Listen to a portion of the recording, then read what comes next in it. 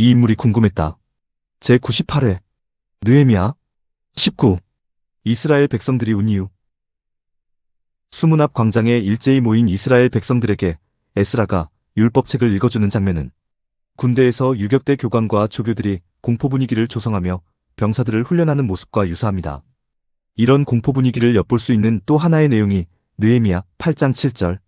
예수아와 바니와 세레비아와 야민과 악굽과 사부대와 호디아와 마아세야와 그리다와 아사랴와 요사박과 하난과 블라야와 레위 사람들은 백성이 제자리에 서 있는 동안 그들에게 율법을 깨닫게 하였는데 라는 내용입니다. 강단 위뿐만 아니라 13명을 비롯한 레위 사람들이 이스라엘 백성들 가운데에서 이리저리 돌아다니면서 마치 유격장의 조교들과 같은 역할을 하는 장면입니다.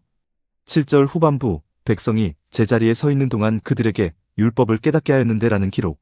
8절 하나님의 율법책을 낭독하고 그 뜻을 해석하여 백성에게 그 낭독하는 것을 다 깨닫게 하니라는 기록 때문에 13명을 비롯한 레위 사람들이 이스라엘 백성들 사이를 다니면서 율법책을 자상하게 읽어주고 해석해주는 것으로 생각하기 쉽습니다.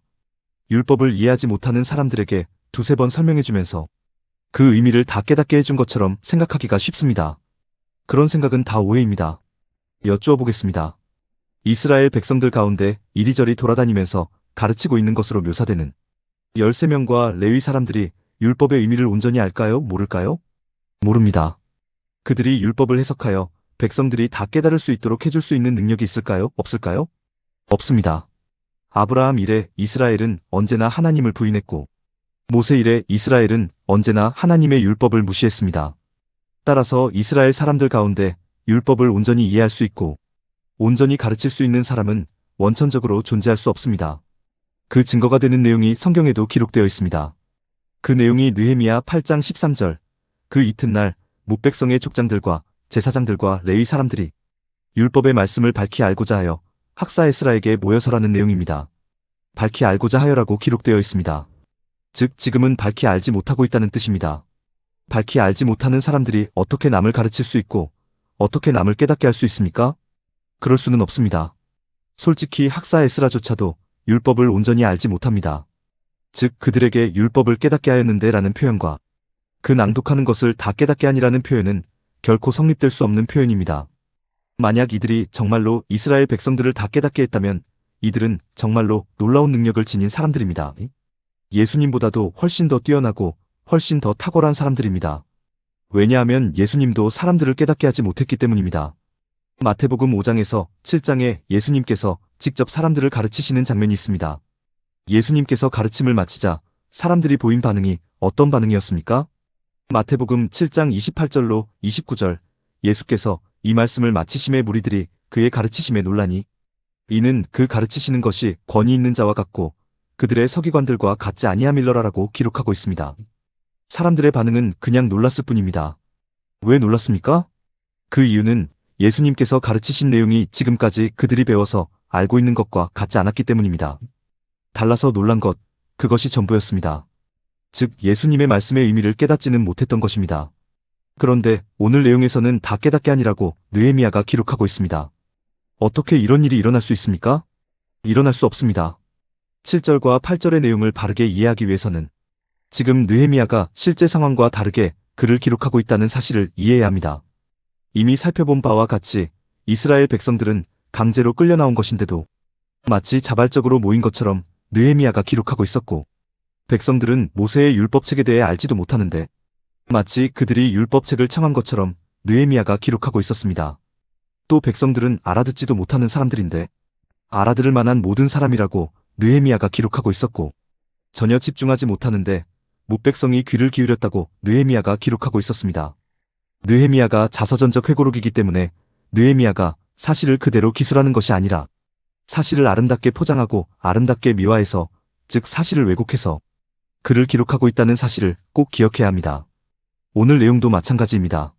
13명과 레위 사람들이 이스라엘 백성들에게 율법책을 읽어주고 그 뜻을 해석하여 다 깨닫게 해준 것처럼 기록하고 있지만 사실 이 기록은 미화된 기록이고 포장된 기록, 왜곡된 기록입니다.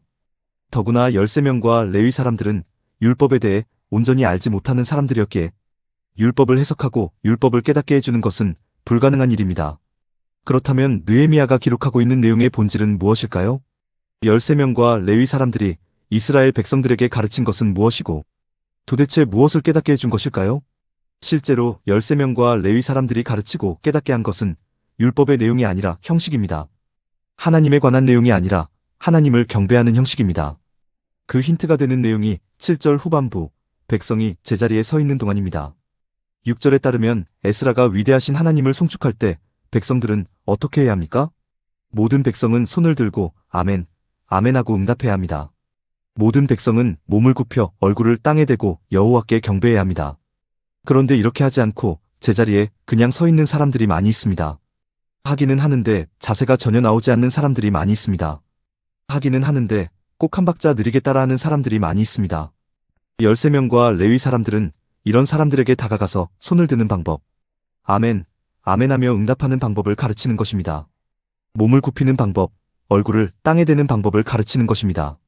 하나님에 관한 내용, 율법에 관한 내용을 가르치는 것이 아니라 하나님을 경배하는 방식과 형식을 가르치고 있는 것입니다. 언제까지 가르칩니까? 될 때까지 가르칩니다. 한 사람 한 사람이 정확한 자세를 나타낼 수 있을 때까지 가르칩니다. 모든 사람이 절도 있게, 모든 사람이 일사불란하게 하나님을 경배할 수 있을 때까지 가르칩니다. 될 때까지 가르치니까 어떻게 되겠습니까? 결국은 되고야 맙니다. 결국 그렇게 되었을 때 그때의 표현이 바로 다 깨닫게 한입니다. 느헤미야의 표현대로 율법을 가르치고 율법의 내용을 깨닫게 하는 것이 절대로 아닙니다. 경배하는 동작, 경배하는 형식을 될 때까지 훈련하는 장면입니다. 이어지는 내용이 느헤미야 8장 9절, 백성이 율법의 말씀을 듣고 다 우는지라라는 내용입니다. 마치 이스라엘 백성들이 율법의 말씀을 듣고 다 이해해서 회개의 눈물, 깨달음의 눈물을 흘리고 있는 것처럼 느헤미야가 기록하고 있습니다. 그리고 우리는 이 내용을 기록된 그대로 받아들입니다. 이스라엘 백성들이 율법의 의미를 깨닫고 우는 것으로 생각합니다. 과연 이스라엘 백성은 뭐가 달라도 달라. 정말 대단한 민족이야라고 칭찬합니다. 그러나 그렇게 생각하면 절대로 안 됩니다. 그렇게 생각하는 방식은 기독교의 방식이 아니라 유대교의 방식입니다. 여쭈어 보겠습니다.